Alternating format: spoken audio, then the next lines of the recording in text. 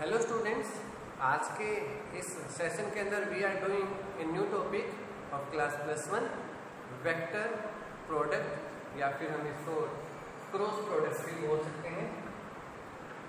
Cross product, vector product, cross product. तो ये आज का इस सेशन का टॉपिक होगा। लास्ट टॉपिक के अंदर लास्ट जो टॉपिक हमने किया था उसमें डॉट प्रोडक्ट की थी, स्केलर प्रोडक्ट हमने की है, जिसमें हमारे रिजल्ट था A.B = AB cos थीटा। तो उसका मतलब था हमारे पास जब हम दो वेक्टर्स के मल्टीप्लाई करते हैं तो we get a scalar quantity. दो वेक्टर्स के मल्टीप्लाई करते हैं तो वहाँ पे हमें एक स्केलर मिलता है। आज के इस वीडियो के अंदर क्या होगा, जब हम दो वेक्टर की मल्टीप्लाई करेंगे तो we get another a vector. Okay, तो आज इसके बारे में बात करेंगे। Vector product, vector product. तो डेफिनेशन मोस्ट इंपॉर्टेंट पार्ट होगा हमारे पास। यहाँ पे कोई भी दो वेक्टर्स अगर हम यहाँ पे कंसीडर करके चलते हैं, वेक्टर ए वेक्टर बी, तो किस प्रकार से हम इसको राइट कर सकते हैं वो चीज़ें आप लोग प्रॉपरली देखें। डेफिनेशन जो होगी हमारे पास उसको हम यहाँ पे राइट करेंगे वेक्टर प्रोडक्ट की, क्रॉस प्रोडक्ट की। ठीक है, the vector product of two vector, vector product of two vectors, vector A and vector B। A और B वेक्टर्स की हम वेक्टर प्रोडक्ट कर रहे हैं, वो हमारे पास क्या होगी, जो वेक्टर प्रोडक्ट होगी is another vector, is another vector, जिसको हमने रिप्रेजेंट करते हैं किससे, C से। जब दो वेक्टर्स के हम प्रोडक्ट करते हैं तो हमें एक अनदर वेक्टर्स मिलेगा, whose जो वेक्टर C होगा whose मैग्नीट्यूड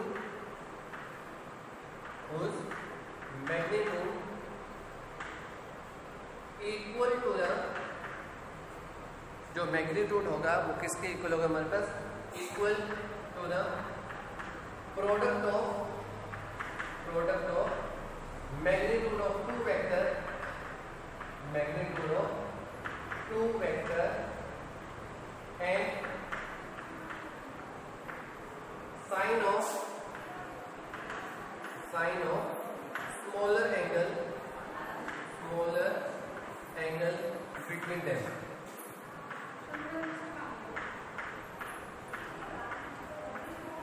ओके, दोनों वेक्टर्स के बीच का पार्ट होगा। तो ये हमारे पास दो वेक्टर्स होंगे, दो वेक्टर्स के हम जब भी प्रोडक्ट करेंगे तो we get a another vector. हम इसको कुछ इस प्रकार से लिख सकते हैं, vector product vector equal to vector. जब दो वेक्टर्स की मल्टीप्लाई करते हैं तो हमें क्या मिलेगा, एक अनदर वेक्टर मिलेगा। आज हम इसी के बारे में पढ़ेंगे। और हमने क्या लिखा यहाँ पे, इसको किस प्रकार से डिनोट कर सकते हैं, किस प्रकार से प्रोनाउंसिएशन करेंगे, वो चीजें इस पार्ट के अंदर। ठीक है, तो इट इज रिप्रेजेंटेड बाय, कैसे लिखेंगे, ए क्रॉस का sign, B A cross B, ऐसे लिखेंगे। ठीक है, आप इसको कैसे बोलोगे, A cross B, A cross B, ऐसे हम इसको बोलेंगे कि ये किसके इक्वल होगा, ए क्रॉस बी के इक्वल। तो क्या होगा हमारे पास, A cross B is another vector क्या, C. A cross B is equal to another vector C is equal to, is equal to A B sin theta और C cap. तो यहाँ पे जो C कैप है वो किसको रिप्रेजेंट करता है, एक वेक्टर्स को रिप्रेजेंट करता है। ठीक है, ये हमारे पास मैग्नीट्यूड हो गया, ये यूनिट वेक्टर हो गया। यूनिट वेक्टर की जो डायरेक्शंस होगी वो एक वेक्टर की डायरेक्शंस के इक्वल होगी। तो ये क्रॉस प्रोडक्ट का पार्ट हमारे पास यहाँ पे हम डिस्कस कर रहे हैं। अब यहाँ पे डायरेक्शंस की बात करते हैं। हमारे पास वेक्टर्स की जो डायरेक्शंस होगी वो क्या होगी, इसको रिप्रेजेंट करता है। ठीक है, तो ये हमारे पास where C cap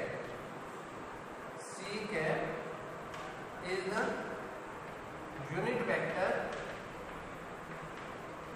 of C vector.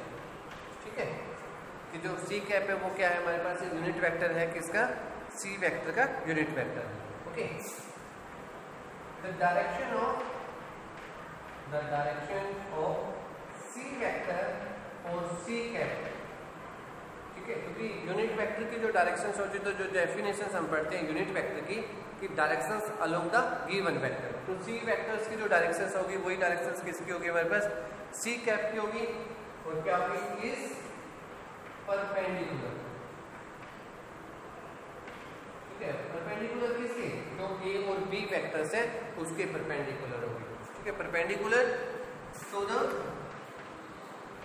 Plane containing A vector and B vector, A vector और B vectors के परपेंडिकुलर डायरेक्शंस के अंदर एक्ट करेंगे हमेशा। ये वेक्टर A और वेक्टर्स B हमारे पास है, तो मैग्नीट्यूड हमने यहाँ पे प्रोडक्ट राइट कर दी, दो प्रोडक्ट्स की A क्रॉस B के अंदर, ओके, A क्रॉस B दो वेक्टर्स हैं, अनदर वेक्टर C होगा जिसका मैग्नीट्यूड इक्वल होगा, तो आप लोग ये फॉर्मूला जरूर याद रखें कि A cross B equal to C vector, okay. तो नेक्स्ट पार्ट की तरफ प्रोसीड करते हैं। जो वेक्टर्स की डायरेक्शंस है, वेक्टर की डायरेक्शन फाइंड आउट करने के लिए हम दो रूल्स का यूज करते हैं, उन दो रूल्स के बारे में भी पढ़ेंगे कि दो रूल्स क्या क्या होंगे हमारे पास, वेक्टर्स के टू रूल्स। तो फर्स्ट रूल जो हमारे पास है वो है right hand screw rule, right hand screw rule, और सेकंड हम बोल सकते हैं right hand thumb rule, right hand thumb rule. तो दो रूल है जिसके अकॉर्डिंग हम क्या फाइंड आउट कर सकते हैं, डायरेक्शन फाइंड आउट कर सकते हैं कि वेक्टर्स जो हमारे पास वो क्या होगा, डायरेक्शंस होगी परपेंडिकुलर। तो राइट हैंडेड स्क्रू रूल के अंदर क्या इंडिकेट करते हैं कि जो दो वेक्टर्स है जो प्लेन ऑफ पेपर के ऊपर परपेंडिकुलर होंगे, तो उनकी जो क्रॉस प्रोडक्ट है हम किस प्रकार से राइट हैंड रूल से फाइंड आउट कर सकते हैं। तो फर्स्ट ऑफ ऑल इसके डेफिनेशंस हम यहाँ पे लिखेंगे। तो जो राइट हैंड रूल है उसकी डेफिनेशंस लिखते हैं, तो इसको एक बार साफ कर देते हैं। इट स्टेट दैट, क्या स्टेटमेंट देगा, इट स्टेट्स दैट कि जो राइट हैंड रूल है वो किस पार्ट को एक्सप्लेन करता है, वो चीज हम यहाँ पे देख रहे हैं कि state that if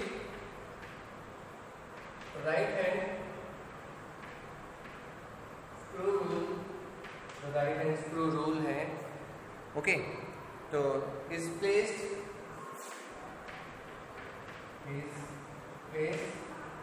on it's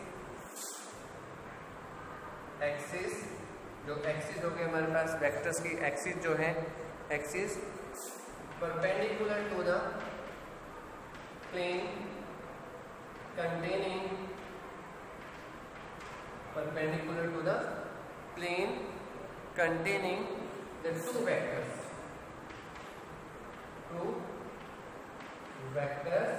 vector A and vector B, उसके परपेंडिकुलर होगा। दो वेक्टर्स जो होंगे उसके परपेंडिकुलर होगा जो डायरेक्शंस हमें गिवन करेंगे। अगर हम यहाँ पे लिखते हैं A क्रॉस B, तो A क्रॉस B किसके इक्वल होगा हमारे पास, C वेक्टर के इक्वल होगा। किस प्रकार से हम राइट हैंड रूल के अकॉर्डिंग फाइंड आउट कर सकते हैं वो चीज़ें A क्रॉस B, ठीक है।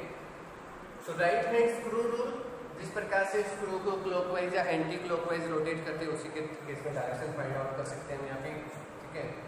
तो यहाँ पे मैं आप लोगों को सेकंड जो हमारे पास राइट हैंड थंब रूल है उसके अकॉर्डिंग दिखाते हैं right hand thumb rule.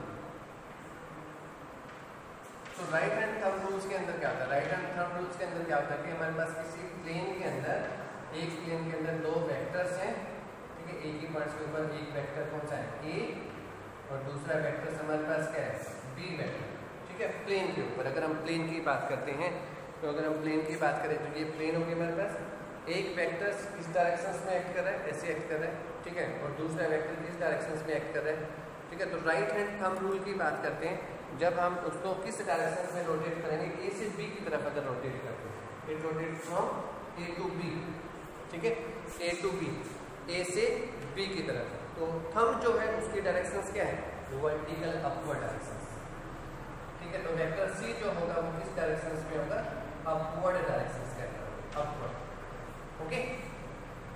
Second, इसी के अंदर इसका अपोजिट हम राइट कर सकते हैं कि हमारे पास दो सेम वेक्टर्स हैं, वेक्टर A और वेक्टर B। अब जो इसके बी से ए की तरफ, बी से मतलब वेक्टर्स को रिप्रेजेंट करते हैं कि हमारे पास ये वेक्टर इस तरफ बी, इस तरफ ए, ठीक है, ये बी वेक्टर्स हो गया हमारे पास। अगर हम रिप्रेजेंटेशन कर रहे हैं तो बी से ए की तरफ, ठीक है, तो थंब किस तरफ है, डाउनवर्ड डायरेक्शंस के अंदर, फिंगर किस तरफ स्क्रोल हो रही है, बी से ए की तरफ। इस डायरेक्शंस में क्या था, ए से बी की तरफ, तो थंब क्या था, वर्टिकल अपवर्ड, तो यहाँ पे क्या होगा, vertical downward, C vector in downward direction. तो दो प्रकार के वेक्टर्स की डायरेक्शंस हम यहाँ पे रिप्रेजेंट कर रहे हैं, वर्टिकल अपवर्ड, वर्टिकल डाउनवर्ड। तो ये राइट हैंड स्क्रू रूल से भी हम इंडिकेट कर सकते हैं। आपके पास कोई भी स्क्रू हो तो स्क्रू ड्राइवर से आप उसको क्लॉकवाइज और एंटी क्लॉकवाइज रोटेट करवा के देख सकते हैं, ठीक है। मतलब ए टू बी आउटवर्ड, अगर हम उसको एंटी क्लॉकवाइज किस डायरेक्शन में रोटेट करेंगे, एंटी क्लॉकवाइज डायरेक्शन में अगर रोटेट करते हैं स्क्रू को, एंटी क्लॉकवाइज डायरेक्शन, तो एंटी क्लॉकवाइज डायरेक्शन में जो स्क्रू होगा वो प्लेन ऑफ पेपर से क्या होगा, आउटवर्ड।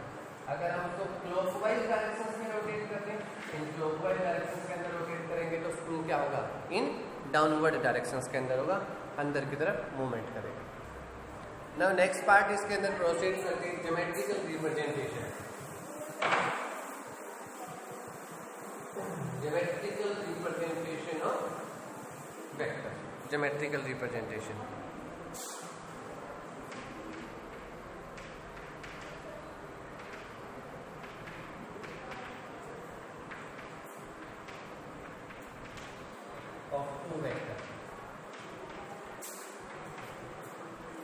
दो वेक्टर्स का ज्योमेट्रिकल रिप्रेजेंटेशन हम यहाँ पे कर रहे हैं। किस प्रकार से हम दो वेक्टर्स की डॉट प्रोडक्ट है, जो क्रॉस प्रोडक्ट है, उसको हम इंडिकेट कर सकते हैं। तो two vectors are represented OP vector A and OQ vector B and smaller angle is theta, ठीक है। दोनों के बीच में कितना एंगल है, थीटा। तो यहाँ पे हम परपेंडिकुलर मतलब एक पैरेललोग्राम कंप्लीट करते हैं तो OP के पैरेलल एक लाइन लगाएंगे और OQ के पैरेलल भी एक लाइन लगाते हैं जो OP को इस प्रकार से मीट करवाते हैं। तो इस पॉइंट को हमने नाम दे दिया T पॉइंट, ओके। तो Q एंड Q पॉइंट से परपेंडिकुलर ड्रॉ करते हैं OP के ऊपर, that is the end point. तो यहाँ से हमें क्या मिल जाता है, दोनों लाइन के ऊपर परपेंडिकुलर पार्ट हम यहाँ पे देख सकते हैं कि हमारे पास जब एरिया निकालना हो, वेक्टर जो पैरेललोग्राम कंप्लीट होने के बाद पैरेललोग्राम का जो एरिया है वो किसके इक्वल होता है, लेंथ इनटू ब्रेथ के इक्वल, ओके। तो ये चीज हम यहाँ पे निकाल सकते हैं। तो लिख सकते हैं मैग्नीट्यूड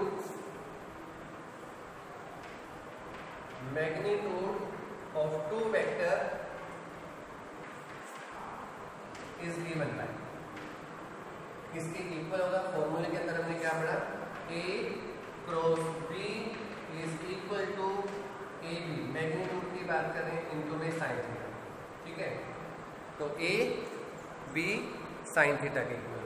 AB जो है मैग्नीट्यूड किसको रिप्रेजेंट कर रहा है, OP को रिप्रेजेंट कर रहा है, A OB, ठीक है, OP। B क्या है, ये परपेंडिकुलर, ठीक है, परपेंडिकुलर की बात कर रहे हैं तो B साइन थीटा क्या होगा हमारे पास, तो perpendicular upon hypotenuse, perpendicular upon hypotenuse, तो किसके इक्वल होगा, परपेंडिकुलर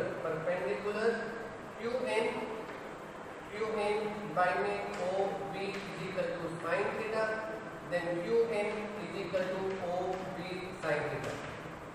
तो QN is equal to B sine theta, QN किसके इक्वल होगा, B साइन थीटा के इक्वल होगा। तो यहाँ पे क्या लिख सकते हैं हम, QN, तो एक OP और एक क्या बना हमारे पास, QN, OP और QN। तो राइट एंगल ट्रायंगल्स के मैग्नीट्यूड की बात करते हैं तो A क्रॉस B जो हो गया हमारे पास वो क्या है, OP और QN, जिसको हम क्या बोल सकते हैं, बेस और इनटू में परपेंडिकुलर, ठीक है। तो किसके इक्वल होगा ये, area of parallelogram, area of parallelogram OPQ के इक्वल, ठीक है। तो A क्रॉस B का कभी भी मैग्नीट्यूड निकालना हो तो A क्रॉस B का जो मैग्नीट्यूड होगा वो किसके इक्वल होगा हमारे पास, AB के पार्ट के इक्वल होगा। और निकाल सकते हैं यहाँ पे कि हमारे पास जो 1/2 अगर हम यहाँ पे करें कि magnitude of A cross B जो है, A cross B is equal to क्या है, OP क्रॉस QN, इसको 2 से मल्टीप्लाई और 2 से डिवाइड कर दें तो क्या पार्ट हमारे पास बनेगा, तो 1/2 क्या होगा हमारे पास, 1/2 होगा 1/2 base into height area of triangle, area of triangle O P Q. और ये भी किसके इक्वल होगा? Area of parallelogram. ठीक है, तो डबल पार्ट के इक्वल होता है, तो ये भी एक न्यूमेरिकल पार्ट के अंदर वेरी हेल्पफुल करेगा, जिसके अंदर हम डिफरेंट एरियाज फाइंड आउट कर सकते हैं। ओके, अब चलते हैं इसके स्पेशल केसेस की तरफ, जो हमारे पास वेक्टर प्रोडक्ट है, सेम डायरेक्शंस के अंदर एक्ट करते हैं, डिफरेंट डायरेक्शंस के अंदर होंगे, तो वो चीज़ें हम यहाँ पे निकाल सकते हैं। केसेस की बात करेंगे अब। ठीक है, यूनिट वेक्टर्स की बात करते हैं। परपेंडिकुलर थर्ड वेक्टर हमें जो मिलने वाला है वो किसके परपेंडिकुलर है? थर्ड के परपेंडिकुलर होगा, वो चीज़ें हम यहाँ पे निकालेंगे। तीन म्यूचुअली परपेंडिकुलर एक्सिस, तीन म्यूचुअली परपेंडिकुलर एक्सिस हम यहाँ पे ले रहे हैं। ओ ओरिजिन, एक एक्सिस कौन सी होगी हमारे पास? एक्स एक्सिस, दूसरी क्या होगी हमारे पास? वाई एक्सिस, और थर्ड वन क्या होगी हमारे पास? Z axis. Unit vector along X axis I cap, J cap, K cap. ठीक है, म्यूचुअली परपेंडिकुलर। अगर हम यहाँ पे बात करते हैं कि ये एक्स एक्सिस ये वाई एक्सिस है, तो अगर x और y की मल्टीप्लाई करेंगे तो थर्ड वेक्टर परपेंडिकुलर दोनों के क्या है? z axis. तो i क्रॉस j किसके इक्वल होगा? k के इक्वल।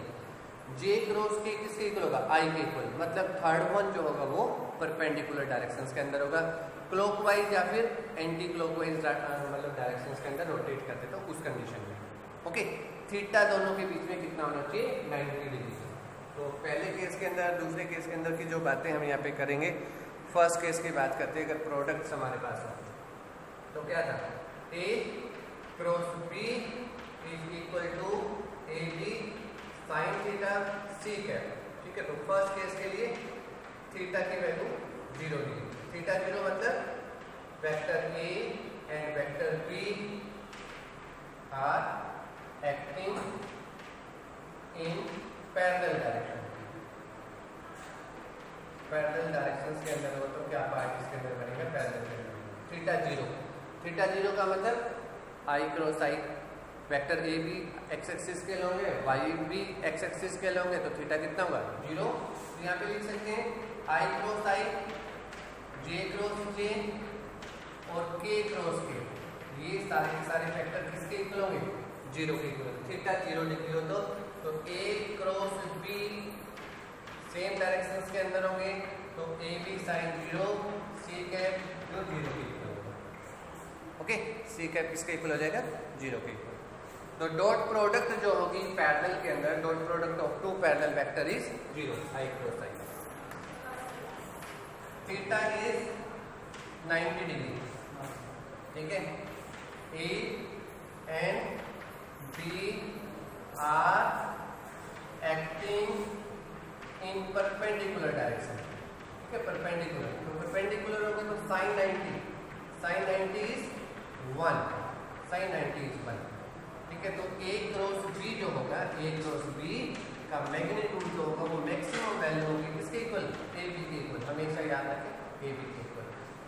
ठीक है, A B is equal to sine theta, maximum value जब थीटा कितना हो? 0। तो याद रखें यहाँ पे हम कुछ इस प्रकार से क्लॉकवाइज और एंटी क्लॉकवाइज के लिए सर्कल बना सकते हैं, जो आप लोग याद रख सकते हो।